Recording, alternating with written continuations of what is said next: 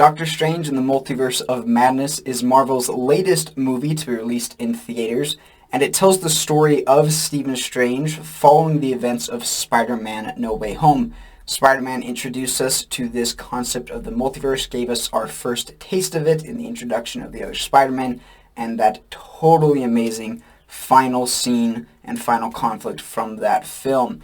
This film continues that look into the multiverse, making it a little bit more central to the story. A lot of it has to do with the multiverse, traveling the multiverse, understanding the multiverse, and in a lot of ways I really enjoyed that.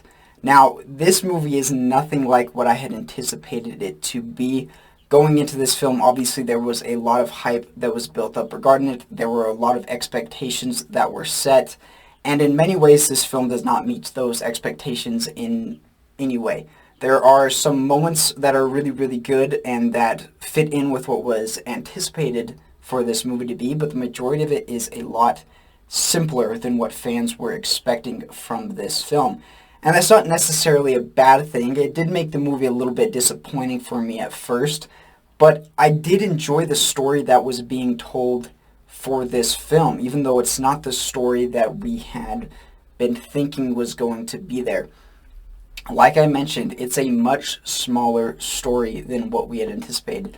It's a much simpler story, a much smaller scale, and it works for what it's trying to do. It really focuses on the main characters, their interactions with each other, and exactly what they are trying to do. And I'm trying to avoid spoilers on this one, but America Chavez, who is a new introduction into this universe, is kind of the central figure of the movie, and a lot of it rotates around her and is all about who she is and what she is able to do.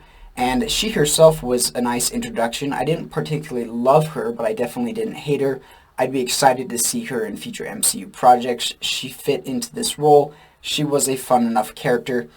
Other big characters in this film are obviously Doctor Strange himself, and we see in the trailer that there are multiple versions of Doctor Strange that you get to be introduced to in this movie, and all of them were rather well done. I enjoyed all of them for what they were.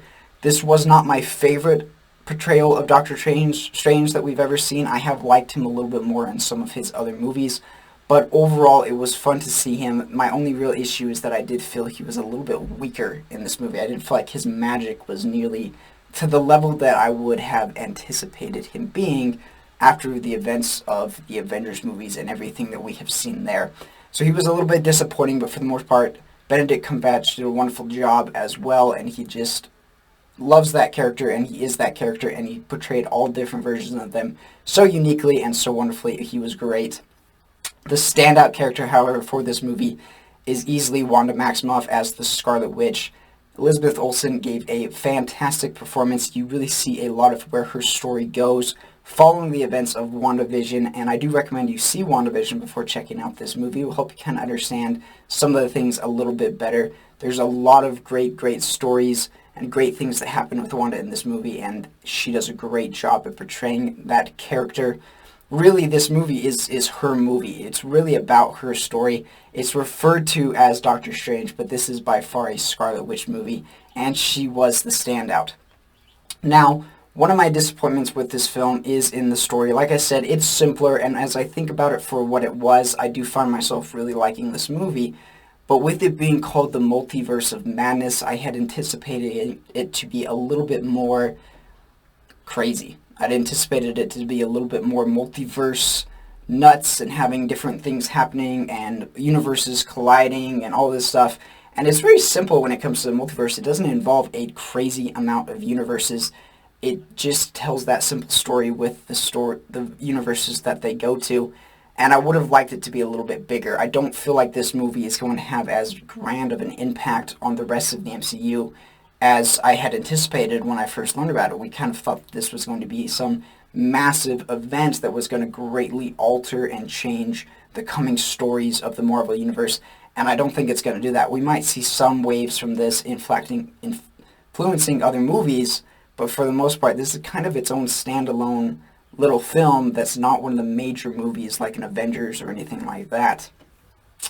One of the other things going into this movie that a lot of people were most likely anticipating is the cameos, and there were loads of cameos that were teased for this movie, and there's not very many of them. You really have to take down your expectations when it comes to the cameos. This movie is not cameo-based. That's not what the focus of it is on. There are some cameos, of course. There are some fun cameos. It was fun to see some characters make an appearance, and so I did enjoy them when they came. I didn't particularly like the cameos in this, how they used the cameos in this one nearly as much as how they used them in Spider-Man No Way Home. What was great about that movie is that the cameos show up, but they're not just kind of like, oh, look at this, then they're here for just a few minutes, and then they're gone. They were a significant part of the final act there. Whereas in this film, I feel like they're a little bit more of a, look at this, and that's it. And they're just kind of there for a bit, and then they're not a significant part in the story. So that was a little bit disappointing, but overall, the cameos were fun. I liked seeing them as well. One of the big things with this movie is the introduction of a horror style to it.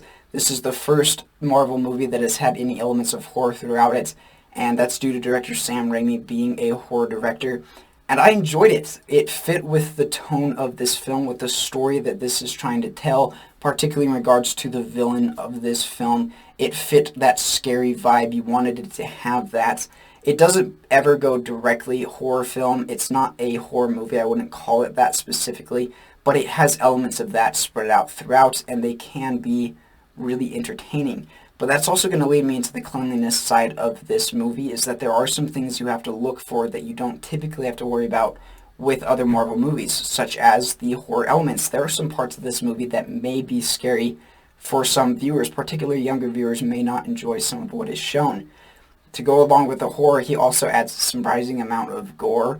And I'm not talking anything that's like over the top, bloody and gross, but there are some pretty gnarly kills in this film. And so you do want to watch for that as well. Some kids may not like seeing that. Some adults may not like seeing the gore that's found in this movie. But aside from the introduction of the horror and the gore, the film has the general Marvel things. It's got your superhero action, and it's got your little bit of swearing. It's not got much other than that. So the horror and the gore is really the big thing they have to focus on this film. So overall, those are kind of my general thoughts on the movie Doctor Strange and the Multiverse of Madness. But let's go ahead and get into my final thoughts and ranking. So as I mentioned, there is a lot of things to love about Doctor Strange in the Multiverse of Madness, even if it doesn't quite reach the expectations that we had for it. And I will say this, if you go into this movie with the right expectations, I think you're going to enjoy it a little bit more than if you go in with those expectations that were set just based off of seeing the trailers and all of the rumors. Forget about those expectations. Just go in and watch this movie without having hopes of what they're going to do, and I think you will like this better than you have. It's got some wonderful performances. It's great to see a lot of these characters back. It introduces some fun new characters. It has a lot of variant versions of the characters. It was fun to see the actors portray different versions of themselves. The story is simple, but it works for what's really being told. And so it's not my favorite story in the MCU, but it works. It does what it needs to. As an MCU film, I wouldn't consider this to be one of the greats. This wouldn't be one of my favorite movies, but it's definitely not one of the worst ones. I kind of put this around the middle of the road. It's pretty on par with the first Doctor Strange, in my opinion, as well. I think I liked the first Doctor Strange a little bit more, but that was mainly due because of, I feel like it was a little bit more of a straightforward, less messy story to it. I felt like the magic was more entertaining to watch in this movie. And visually, this is a really great film, but it just never seemed quite as interesting and visually exciting to me as what we got in the previous Doctor Strange movies, or what we've seen Doctor Strange do in the past in some of the Avengers films. So, really good. There's a lot of positive things about this. The biggest thing is the Scarlet Witch, is the characters, is how it tells their stories. And so if I was to provide a ranking for this movie, I'd go ahead and give it a B. It is a very solid entry into the MCU. It does get you excited for the potential of where these characters could be going next. It tells a thoughtful story that is very centered on these characters and their relationships, and I really liked that.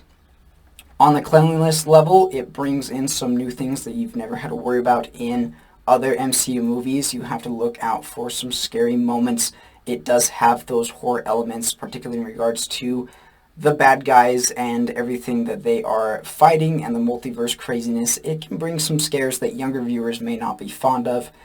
Also, the action tends to be a tad bit gorier than usual. There are some bad kills in this that are kind of gross if you look at them, and so some viewers may not like that as well, and so you have to look for that. You also have to take into account that there is a little bit of the swearing, and then it's got your superhero action.